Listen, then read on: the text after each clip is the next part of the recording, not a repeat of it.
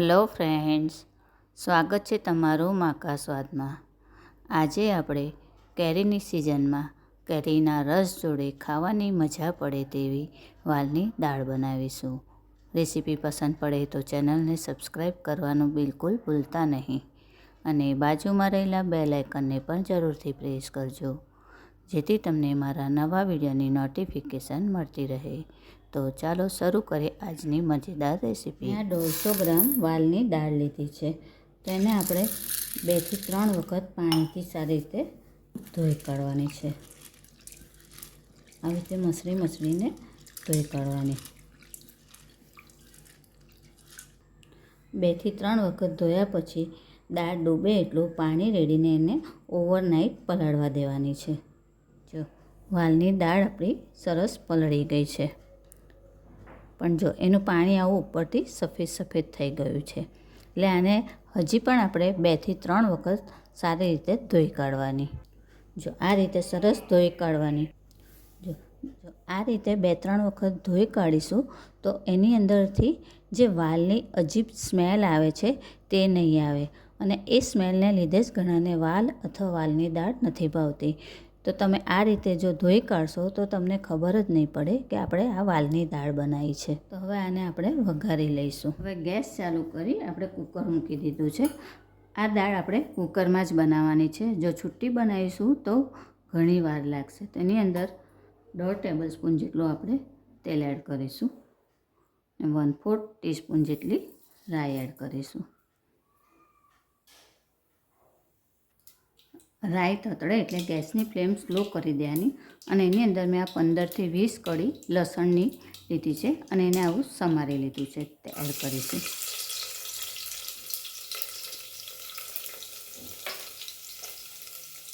2 આખા મરચાં, 3 લવિંગ અને થોડા લીમડીના પાન એડ કરીશું।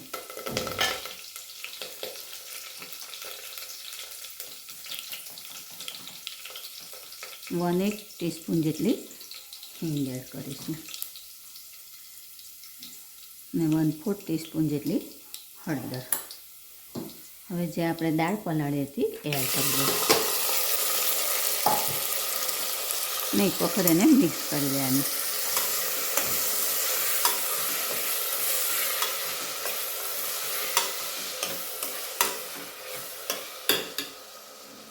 હવે આપણે બીજા મસાલા એડ કરી દઈએ।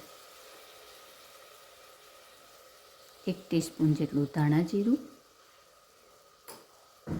બીજી અડધી ટીસ્પૂન જેટલી હળદર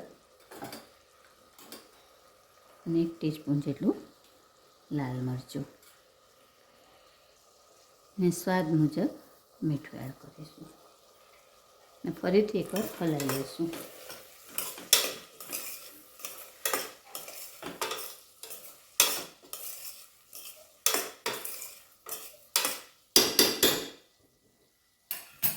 હવે ગેસની ફ્લેમ સ્લો જ રાખવાની છે અને ખાલી એમનામ જ આપણે આવી રીતે ઢાંકણ ઢાંકવાનું છે અને 5 મિનિટ માટે આવી રીતે આપણે એને થવા દઈશું।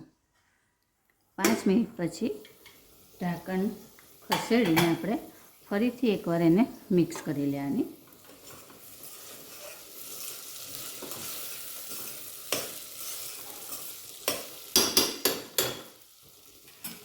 હવે એની અંદર આપણે 1/2 ગ્લાસ પાણી એડ કરવાનું છે।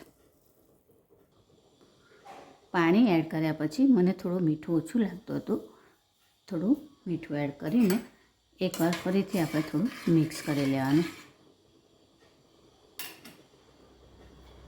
હવે ઢાંકણ ઢાંકીને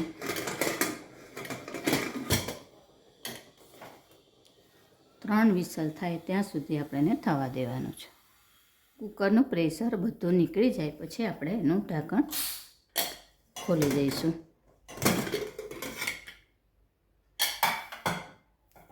તો જો દાળ આપણી સરસ જો આવી ફાટી ગઈ છે એટલે સરસ એ ચડી જ ગઈ છે, જો છે ને। તો આને હવે બહુ આપણે હલાવવાની નથી, હળવા જ હાથે હલાવીને એને મિક્સ કરવાનું।